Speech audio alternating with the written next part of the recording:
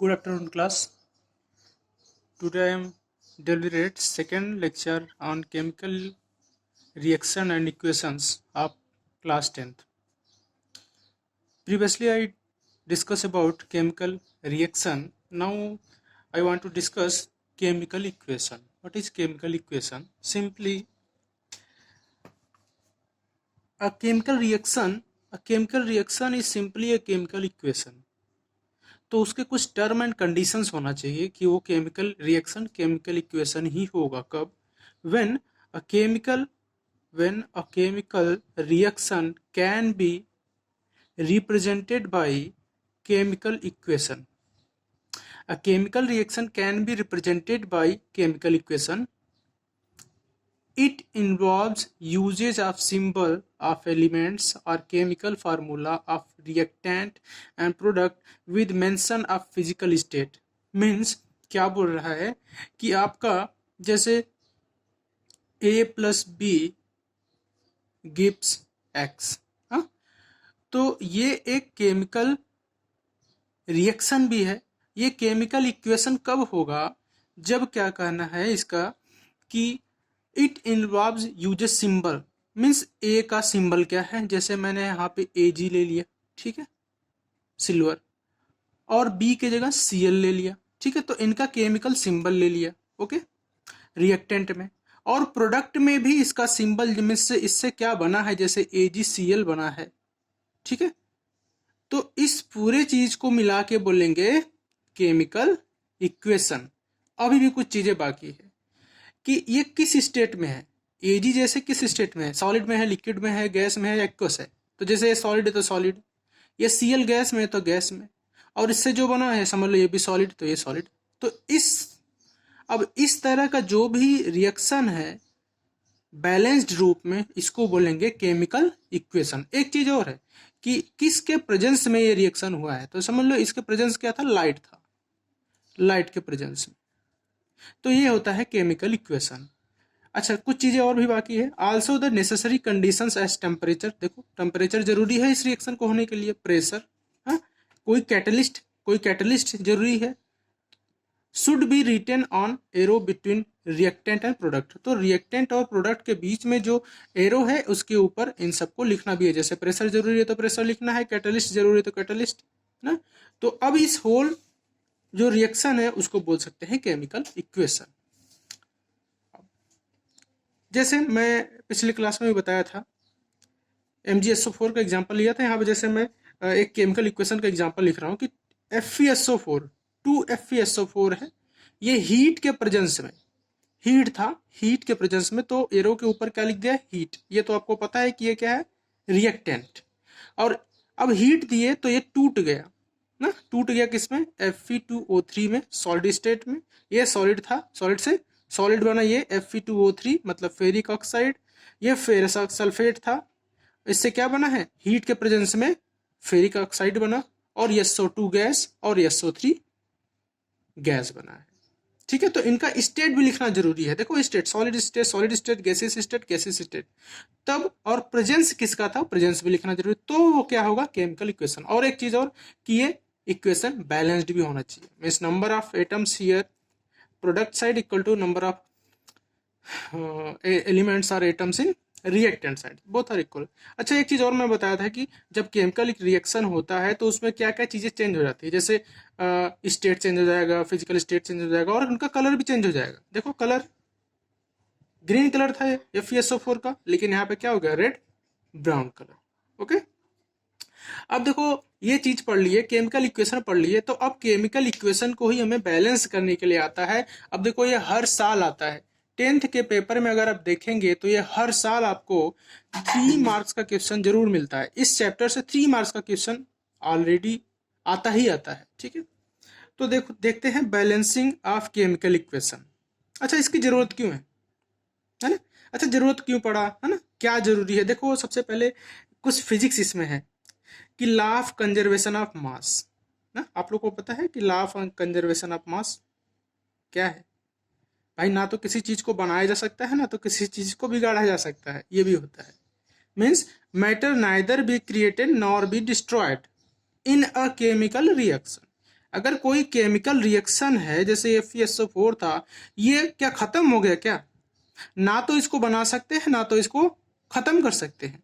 Only क्या कर सकते हैं, वन फॉर्म से अदर फॉर्म में चेंज कर सकते हैं। यही क्या है, law of conservation of mass. ये नहीं कि हाँ यहाँ से रिएक्ट हुआ यहाँ खत्म हो गया, ऐसा नहीं करना है, ठीक है। एक फॉर्म से दूसरे फॉर्म में चेंज हो जाएगा। दूसरी चीज क्या है, जब ये खत्म नहीं होगा तो होगा क्या, कि law of conservation of mass valid है। क्यों वैलिड है ये भी पता करना है। तो अच्छा देखो, इसके दूसरा लॉ क्या है, दूसरी चीज क्या है, बैलेंस क्यों करते हैं। So number of elements involve in chemical reaction should be remain same at reactant and product side. तो जो आपने केमिकल इक्वेशन जो बनाया है उसके दोनों साइड जो एलिमेंट रहेंगे, elements involve in chemical reaction should remain same. Same रहना चाहिए किधर, ये रिएक्टेंट के साइड भी जो एलिमेंट है वो क्या होना चाहिए, उनका नंबर सेम होना चाहिए, और जो प्रोडक्ट साइड में है उनका भी नंबर क्या होना चाहिए, सेम होना चाहिए। अच्छा जैसे मैंने ये रिएक्शन लिखा है Mg plus O2 gives MgO। तो देखो इधर एलिमेंट सेम है क्या, Mg एक है, ठीक है, यहाँ भी 1 है। O2 यहाँ पे 2 है लेकिन यहाँ पे 1 है। तो क्या करेंगे, भाई देखो क्या करना है, सिंपली 2 O2 O2 है तो यहाँ पे 2 कर लो। अब देखो इधर क्या हो गया, Mg क्या हो गया, 2 हो गया, यहाँ 1 ही है तो यहाँ पे 2 कर लो। तो सिंपली क्या हो जाएगा, 2Mg plus O2 gives 2MgO। I think आपको यह समझ में आया होगा। चलो अब आगे देखते हैं कि केमिकल इक्वेशन को कैसे बैलेंस करते हैं, इनका स्टेप क्या है। तो मैं बोल दिया ना कि आपको अगर आना है इस चैप्टर से, अगर एक एक नंबर के भी क्वेश्चन आ सकते हैं 3, या तो अगर बैलेंस करने के लिए आ गया तो अकेले 3 नंबर का आ जाएगा। तो ये बहुत जरूरी पोर्शन है। एक दिन में आप छोटी सी टॉपिक अगर सीख लो, है ना, रोज छोटे छोटे टॉपिक सीखते चलो और बहुत आसान हो जाएगा, ठीक है। चलो लॉकडाउन में आप इसका फायदा उठाओ। अब बहुत सारी कोचिंग बंद है इस टाइम ऑफलाइन में, तो ऑनलाइन का ही फायदा आप लोग उठाओ। और अब एवरीडे देखा करो आप लोग वीडियो, तो फायदा होगा, अदरवाइज भूल जाओगे। चलो तो step of balance chemical equation means chemical equation को बैलेंस करने का क्या क्या टर्मिनोलॉजी होना चाहिए। जैसे कोई आपको इक्वेशन कोई दिया है, जैसे यही इक्वेशन दिया था आपके पेपर में, Fe plus H2O gives Fe3O4 plus H2 दिया है, तो इसी को क्या कर दिया उसने, बैलेंस करने के लिए दे दिया। अब बैलेंस क्यों नहीं है, पहले देखो चेक करना है कि दोनों तरफ एटम्स क्या, एलिमेंट्स के एलिमेंट सेम, एलिमेंट्स जो है वो सेम है क्या। Fe इधर देखो 1 है, यहाँ 3 है, गड़बड़ हो गया, पहले ही गड़बड़ हो गया। तो इसको बैलेंस करना है, तो पहले क्या करना है कि right a chemical equation and draw boxes around each formula. तो देखो Fe plus H2O gives Fe3O4 plus H2, ये लिख लिए। फिर इनको क्या करना है, बॉक्स में लिख देना है। पहला स्टेप है क्या, कि जो दिया है उसको बॉक्स में लिख दो, ठीक। अब सेकंड स्टेप क्या करना है कि do not change anything inside box. जो ये बॉक्स है ना, इस बॉक्स के अंदर आप लोगों को कुछ नहीं करना। इसके बाहर भले ही कुछ मल्टीप्लाई कर दो, यानी कि इसके अंदर आके एक H2O और जोड़ दो, 2 H2O बन गया, नहीं जुड़ जाएगा, ठीक है। ये नहीं कि Fe एक और जोड़ दिया इसमें, नहीं, अंदर नहीं कुछ करना है कि Fe2 नीचे लिख दिया ना, इसके बाहर ही मल्टीप्लाई करना है। तो मल्टीप्लाई है कि इसमें से एक घटा के इधर बराबर कर दिया ना, ऐसा भी नहीं करना है, कुछ भी अंदर छेड़छाड़ नहीं करना है। सेकंड स्टेप क्या करना है, third step sorry, count the number of atoms. अब नंबर ऑफ एटम्स जो इन सब चीजों का है उनको क्या करना है, काउंट करना है, of each element on both the side of chemical equation. अब केमिकल इक्वेशन के दोनों तरफ, प्रोडक्ट और रिएक्टेंट के दोनों तरफ क्या करना है, एटम्स को काउंट करना है कि कितने कितने एटम्स है। तो देख लो अगर मैं इस रिएक्शन के लिए लिखूं कि एलिमेंट क्या है, Fe है, H है और O है ना, ये Fe है, H और O है ना, फेरम, हाइड्रोजन और ऑक्सीजन। तो देखो रिएक्टेंट कॉलम बना लो इस तरह से ना, एक तरह से लिख लो कि एलिमेंट एक साइड लिख लो ना, जितना एलिमेंट है उसको लिख लो। दूसरी साइड क्या लिख लो कि number of atoms at reactant, मतलब ये लेफ्ट साइड रिएक्टेंट में कितने एटम्स हैं किसी चीज के, और नंबर ऑफ एटम्स प्रोडक्ट में। तो देखो Fe यहाँ पे क्या है, रिएक्टेंट में क्या है, 1 है तो 1 लिख लो, और H2O में H कितना है, 2 है, और ऑक्सीजन कितना है, 1 है। अब सेम देख लो Fe इधर कितना है प्रोडक्ट में, Fe3O4 है ना, कितना है, 3 है ना, और O कितना है देखो 4 है तो 4 लिख लो, और हाइड्रोजन कितना है, 2 है तो 2 लिख लो।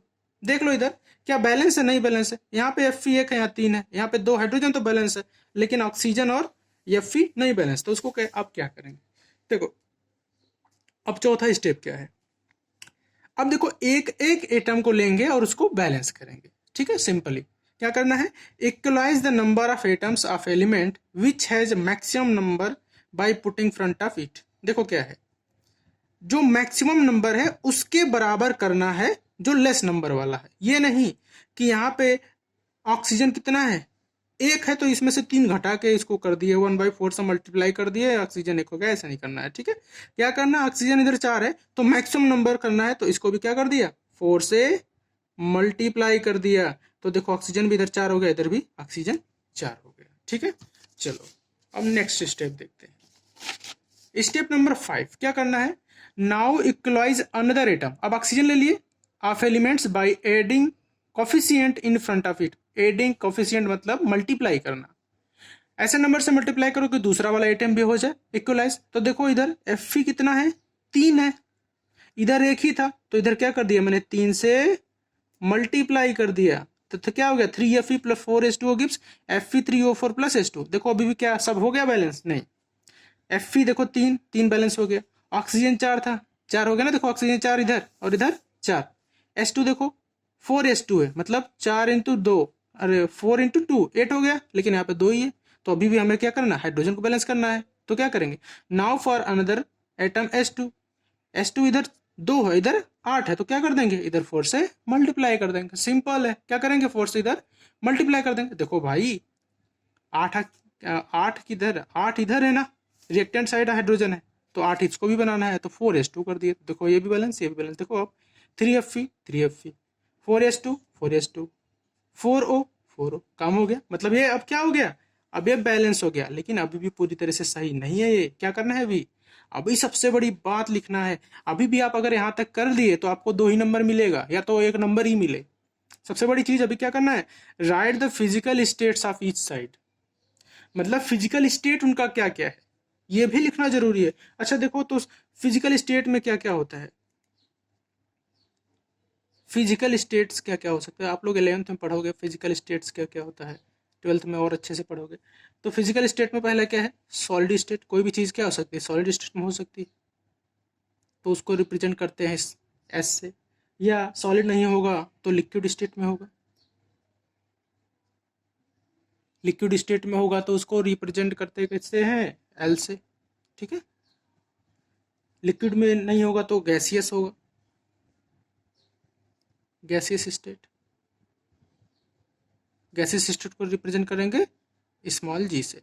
अब गैसियस नहीं हो भाई तो एक्वस होगा, बताऊंगा सबके बारे में बताऊंगा, आप लोग घबराइए मत।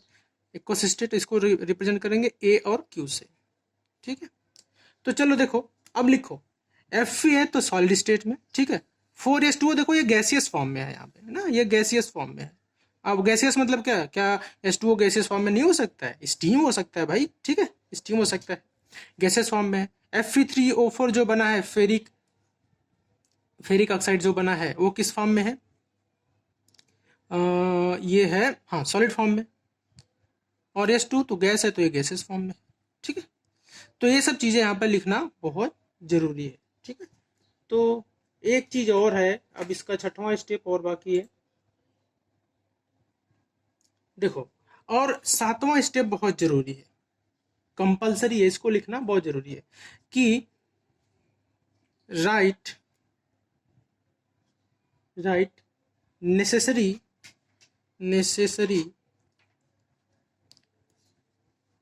कंडीशंस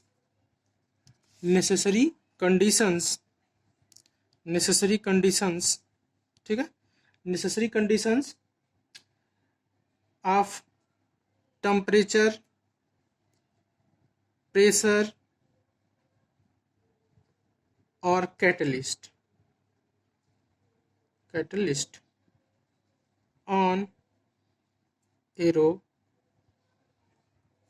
एबव और बिलो।